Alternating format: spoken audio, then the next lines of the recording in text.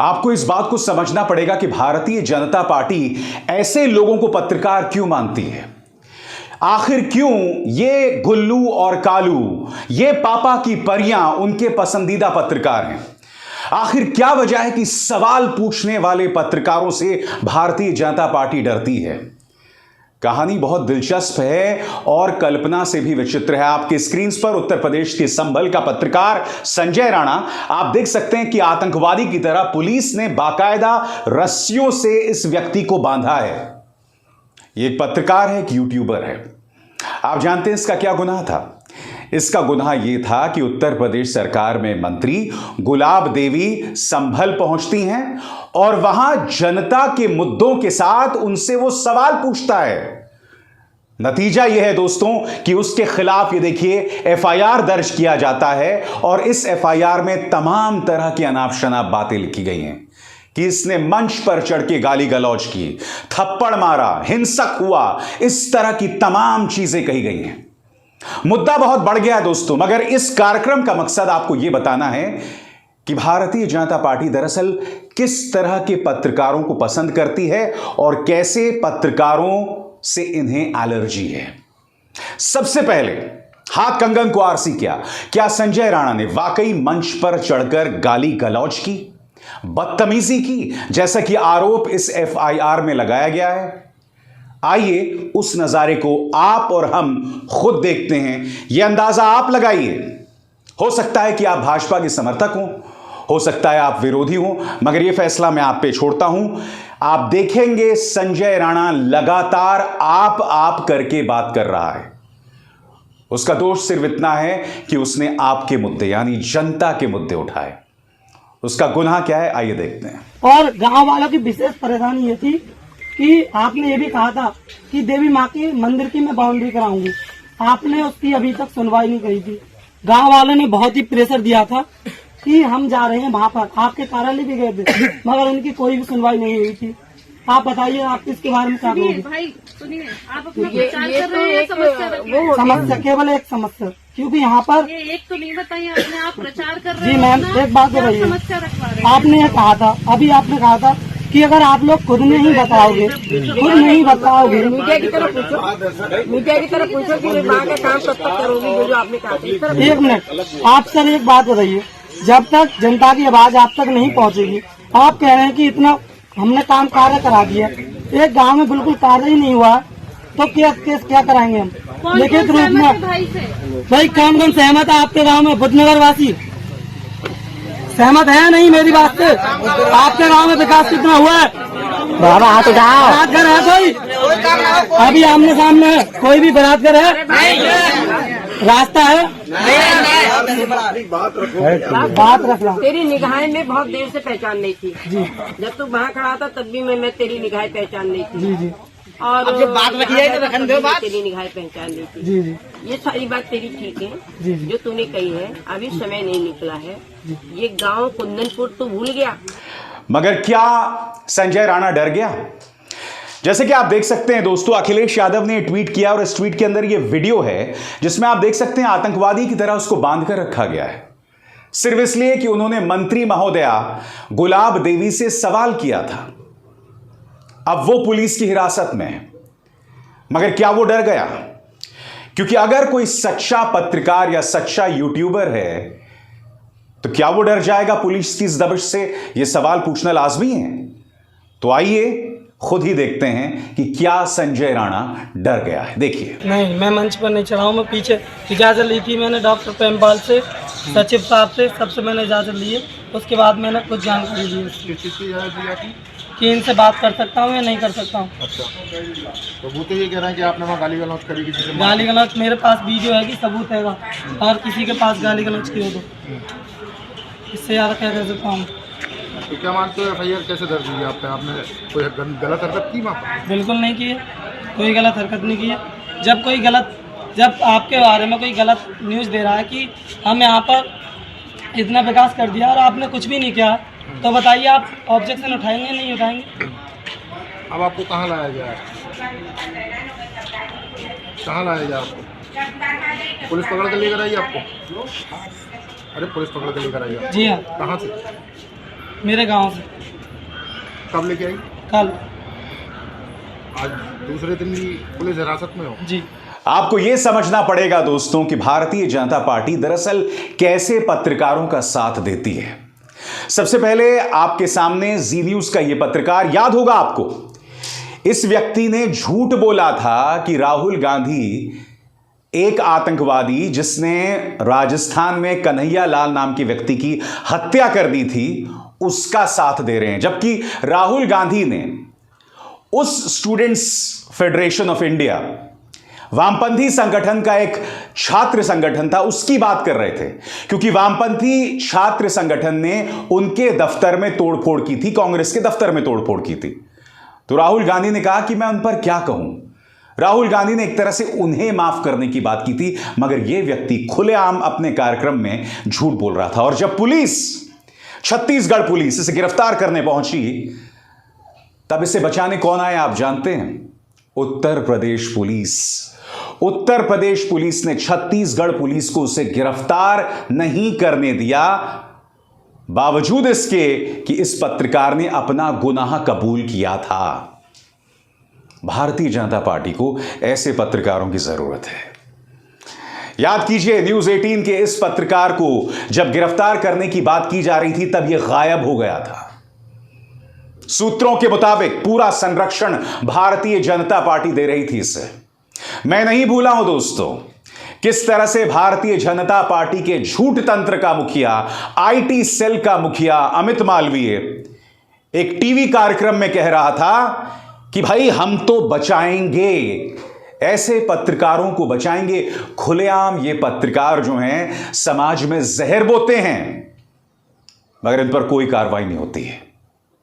आपको इंतजार करना पड़ेगा, कुछ देर बाद मैं आपको बतलाऊंगा कि दरअसल भारतीय जनता पार्टी को किस तरह के पत्रकार पसंद हैं। मगर इस मुद्दे पर मैं आपको बतला रहा हूं कि अखिलेश यादव ने और प्रियंका गांधी वाड्रा ने इस मुद्दे को जोर शोर से उठाया है। क्या कह रहे हैं अखिलेश यादव आपके स्क्रीन पर? विदेशी धरती पर भारत में लोकतंत्र की स्थिति पर बयान देने पर बवाल मचाने वाली भाजपा उत्तर प्रदेश के संभल में इस पत्रकार की हालत भी देख ले, जिसे विकास कार्यों पर भाजपाई मंत्री से पूछे गए सवाल के कारण हिरासत में ले लिया गया है। यह है भाजपा में लोकतंत्र और अभिव्यक्ति की आजादी की तस्वीर। मैं जानता हूं दोस्तों आपके जहन में एक सवाल होगा कि दरअसल खुद इस मुद्दे को लेकर क्या कह रही हैं मंत्री महोदया गुलाब देवी। गुलाब देवी तो कहती है मुझे कुछ पता ही नहीं है। मैडम, सारा खेल हो गया, एफआईआर हो गया और आप कहती है मुझे कुछ पता ही नहीं है। सुनिए क्या हुआ था। आपको और विपक्ष इस वक्त बहुत हावी हो रहा है और आप तो कह रही हैं आप हमें जानकारी नहीं है, तो इस मामले में मुझे कोई जानकारी नहीं है। मैं चेक डैम का उद्घाटन में वो करने गई थी, शिलान्यास करने गई थी। मैं वहाँ फीता काट रही थी, वो उलझ रहा था सब लोगों से, किससे गांव वालों से उलझ रहा था। हमारा एक कार्यकर्ता है, उसने उन्हें थप्पड़ भी मार दिया। वहाँ पे पुलिस थी और वो ले गई उसके लिए। और जैसे मैंने बताया दोस्तों, सिर्फ अखिलेश यादव ही नहीं, प्रियंका गांधी वाड्रा ने भी इस पर अपना बयान दिया है। प्रियंका गांधी वाड्रा क्या कह रही हैं आपके स्क्रीन पर? सत्ता पक्ष से सवाल पूछना, सत्ता पक्ष के वादों को याद दिलाना, जनता के मुद्दों को जनप्रतिनिधियों के सामने रखना एक पत्रकार की जिम्मेदारी होती है। लेकिन उत्तर प्रदेश में एक पत्रकार को अपनी जिम्मेदारी निभाने के लिए जेल भेज दिया गया है। भाजपा चाहती है मीडिया केवल स्तुति करे, सवाल न करे। मैं आपको बताता हूं दोस्तों कि बीजेपी को कैसे पत्रकार चाहिए। जी हां, बीजेपी को वो पत्रकार चाहिए जो गोडसे को एक हीरो माने। बीजेपी को वो पत्रकार चाहिए जो मुसलमानों को प्राइम टाइम में गाली बके।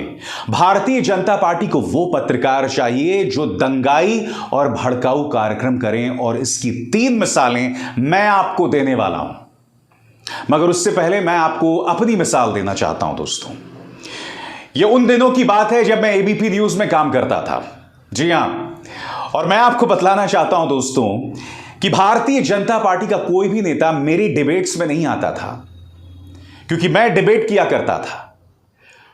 उन्होंने मेरे संपादकों को कहा था कि जब तक अभिसार शर्मा डिबेट करता रहेगा हम अपने प्रतिनिधि को नहीं भेजेंगे। क्यों? क्योंकि मैं कड़े सवाल पूछता था।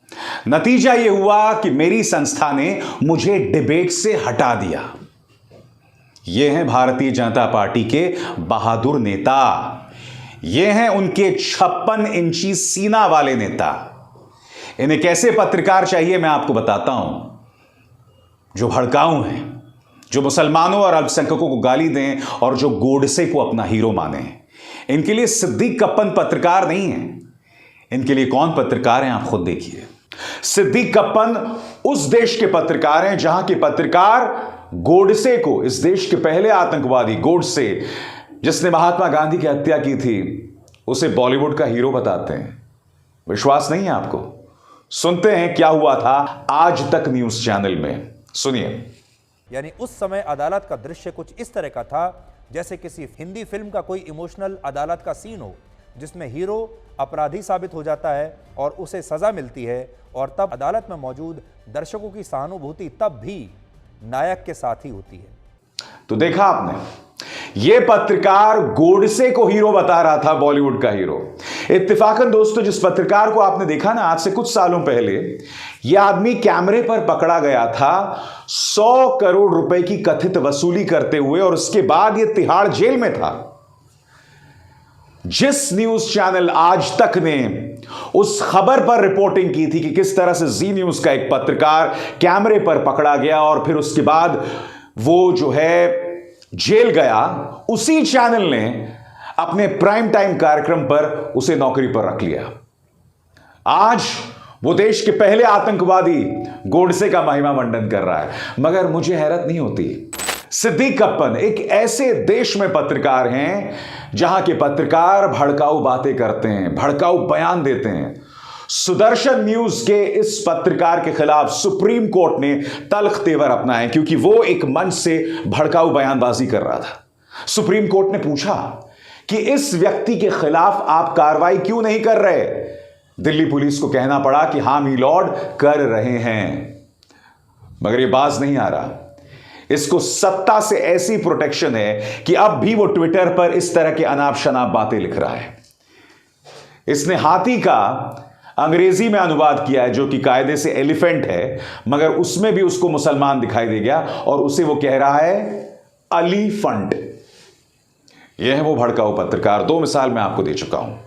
सिद्दीक कप्पन एक ऐसे देश में पत्रकार हैं दोस्तों, जहां आपके सामने 2 मिसाल देना चाहता हूं, 2 बहुत ही सम्मानित समाचार चैनल्स। एक मुकेश अंबानी का और दूसरा टाइम्स ऑफ इंडिया, इस देश का शायद सबसे पुराना न्यूज़पेपर, पुराने न्यूज़पेपर्स में से एक। सबसे पहले दोस्तों देखिए, इस कार्यक्रम के लिए इस एंकर पर दंगा भड़काने को लेकर केस हुआ था और यह अब भी प्राइम टाइम में इसी तरह का जहर बोता है। आपके स्क्रीन पर जहांगीरपुरी का बदला, महादेव पर हमला, याद है आपको? इस शो के जरिए यह पत्रकार यह बता रहा था कि राजस्थान में जो बुलडोजर चलाया गया था वो दरअसल बदला था जहांगीरपुरी में चले बुलडोजर का, जो कि खबर झूठी थी, क्योंकि राजस्थान में जो घटना हुई थी बुलडोजर की, वो जहांगीरपुरी से पहले हो चुकी थी और राजस्थान में जो बुलडोजर चलाए गए थे वो भारतीय जनता पार्टी की अनुमति से चलाए गए थे, क्योंकि नगर पालिका में 35 में से 32 से 33 सदस्य भाजपा के थे। बताइए दोस्तों, खुद बताइए, जो 3 मिसाल मैंने आपको दी है, क्या ये लोग किसी भी सूरत में पत्रकार माने जा सकते हैं? बताइए आप मुझे। मैं आपसे एक सवाल पूछना चाहता हूं, फिर देखिए संजय राणा को, फिर देखिए किस तरह से वो गुलाब देवी जो कि मंत्री हैं उनसे सवाल कर रहे हैं। अब इस तस्वीर में आप मुझे बताइए, यह व्यक्ति जनता के सवालों को रख रहा है मंत्री के सामने। वो जनता से भी पूछ रहा है कि क्या आपके वादे पूरे हुए। वो कोई गुनाह नहीं कर रहा है, मगर उसका क्या हश्र किया गया, आपके सामने मिसाल है। इन्हें ऐसे पत्रकार नहीं चाहिए, इन्हें वो पत्रकार चाहिए दोस्तों जो गाली गलौज करें। याद कीजिए, एएनआई को इंटरव्यू दे रहे थे मुख्यमंत्री आदित्यनाथ। एएनआई के कैमरामैन से गलती हो जाती है और फिर उत्तर प्रदेश मुख्यमंत्री ने किस शब्द का इस्तेमाल किया था? वो शब्द जिसकी शुरुआत च से होती है। याद है कि नहीं आपको, या भूल गए?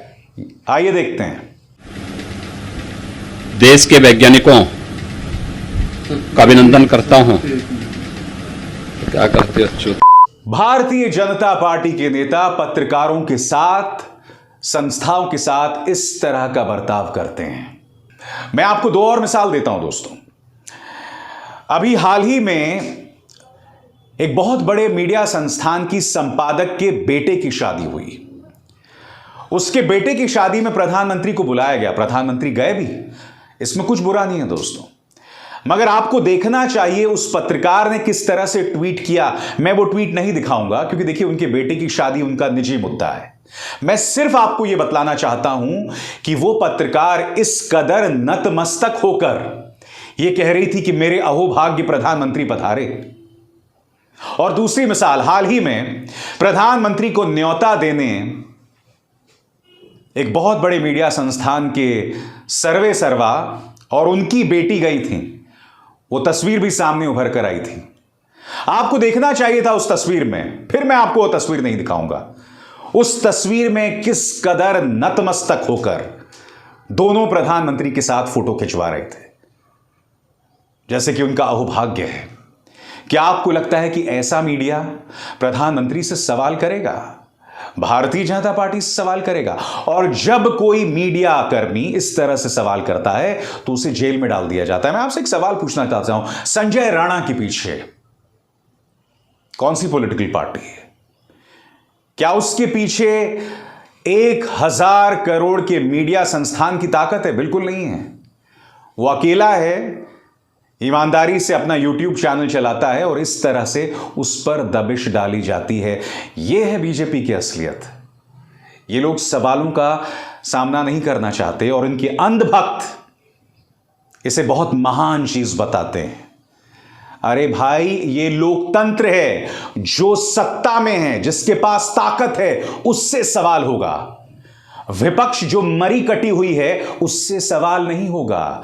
विपक्ष जो 10 सालों से सत्ता से बाहर है उससे सवाल नहीं होगा। सवाल उससे होगा जो सत्ता में है। यह बात गांठ बांधकर रख लीजिए। और अभिसार शर्मा भी उन्हीं से सवाल पूछेगा जो सत्ता में है।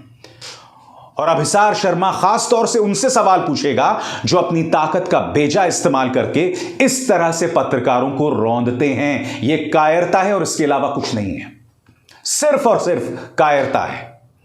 और मैं ऐसे कायरों का पर्दाफाश करूंगा, उनसे सवाल करते रहूंगा। सीधी बात है बॉस। अभिसार शर्मा को दीजिए इजाजत। नमस्कार।